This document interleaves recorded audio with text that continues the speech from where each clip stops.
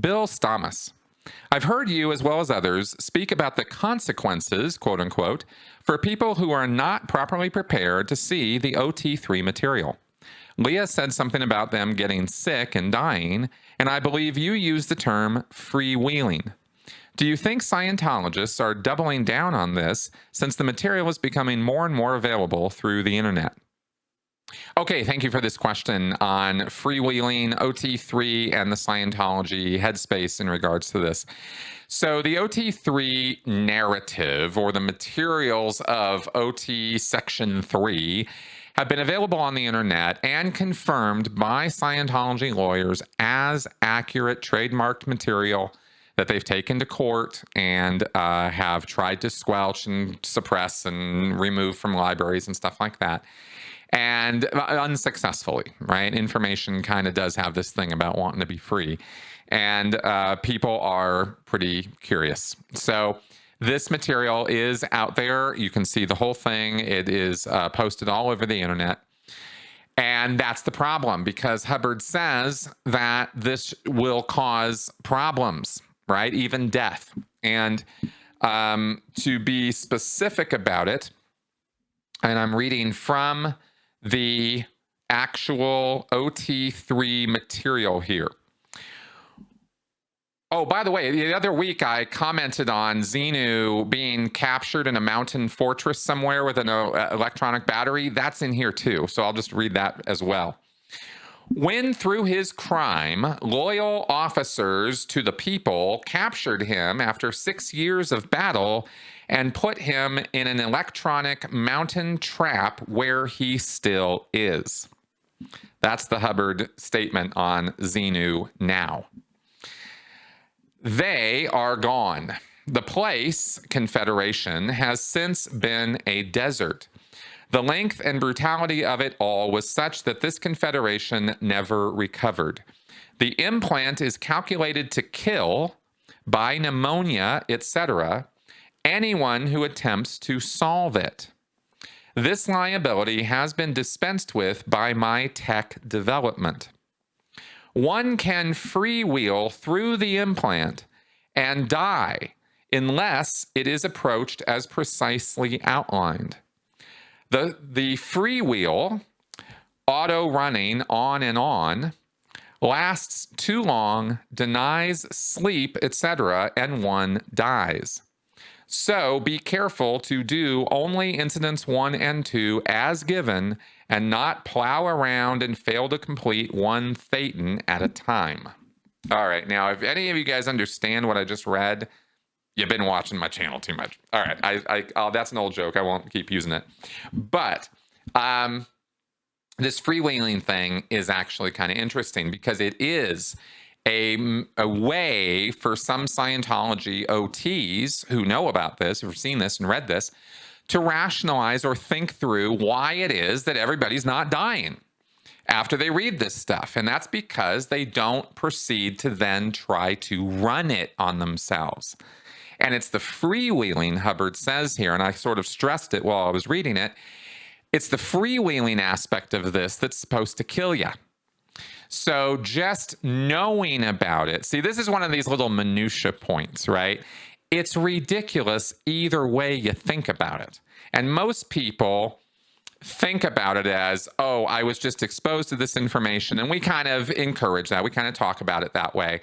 But the technical truth is you're really supposed to start wondering and running it. And by that, I mean, in Scientology, when you run something, what that means is you put yourself in a headspace, like in an auditing session, where you are going and recalling specific moments in time and space that have happened to you in the past, or supposedly have, that were stressful, that were traumatic, that were, where you were victimized, where bad things happened. And those moments are supposed to contain actual electronic charge that you as a spiritual being carry around with you in these charged incidents that you carry in your mind. And the mind is not you. You as a thetan, as a spiritual entity or being, you're just a ghost. You're a soul. You got nothing attached to you. You're not even matter, energy, space, and time. You're not a physical being. Your existence doesn't depend on the existence of matter, energy, space, and time. You exist independent of this universe. So you have this mind, and the mind is like a box of pictures, all the pictures of everything that's ever happened to you. And it's a running record of all the things that have ever happened. But some of those pictures are traumatizing. They have this charge connected with them.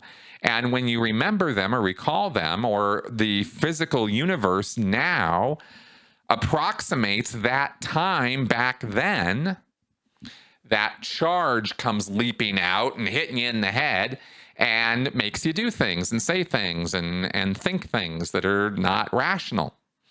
And this is Hubbard's theory as to why we're all nuts and why there's war and criminality and insanity. And if we could just resolve this charge, then everything would be great. So I'm explaining all of this because what I'm trying to explain is that if you simply read the OT3 material, you're not necessarily pulling up all that charge. Some of it, but not all of it.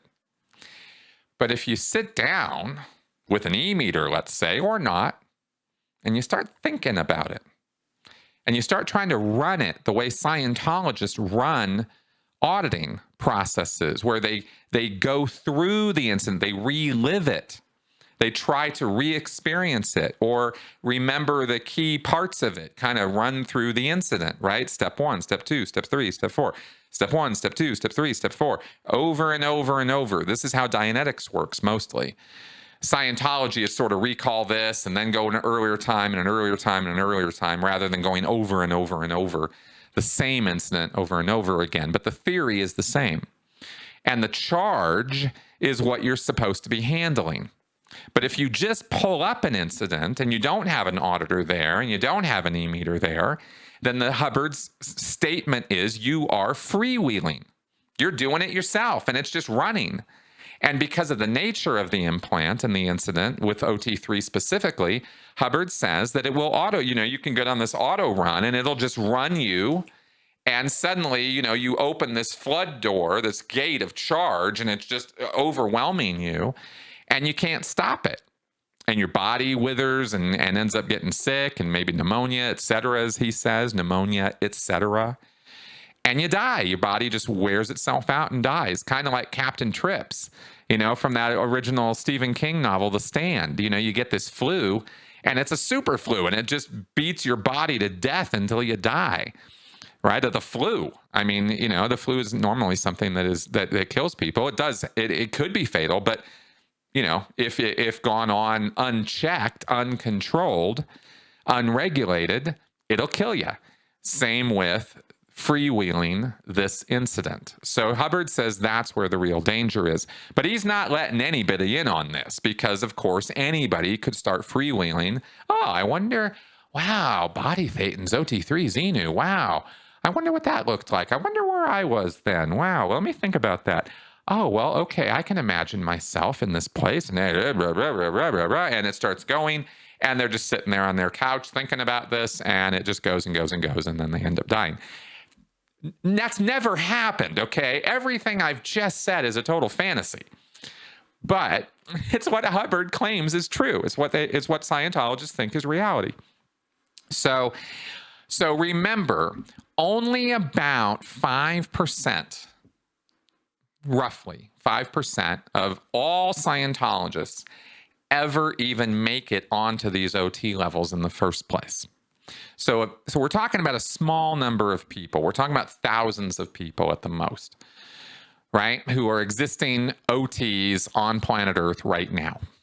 And that this would even apply to because of the exposure to it, right? So anyway, as far as thinking, sorry, not the exposure, but as far as who would be concerned about this problem of how come people aren't dying when they read the OT materials, very small number of people in the world of Scientology are wondering about this, okay? That's what I'm trying to say, because most Scientologists don't know anything about OT3, and they're not even supposed to know that it potentially could kill you if you start, freewheeling it. So even that's confidential information. What I read to you is the confidential stuff. No lower level Scientologist has any clue about any of this. So they're not wondering why it is that people read OT3 and don't die. If they happen to, but let's go ahead and think, well, they happen to know that you're supposed to die or get sick or something bad is supposed to happen, and you're a lower level Scientologist, well, why aren't they not dying? The answer you would come up with would be, oh, well, that's not the real OT3 then. That's not the real stuff. The stuff on the internet is squirrel Scientology is what they call it, right? It's altered, it's changed, it's modified. It's not the original thing. It might not even have anything to do with the original thing. It's just a bunch of anti-Scientologists posting crap in order to make Scientology look bad. That's what the lower level Scientologists tell themselves about the OT material on the internet. For at least that's what I've heard when I was in Scientology. So anyway, long answer. Hope that gives you some clarification on this, and I hope that answered everything you wanted to know.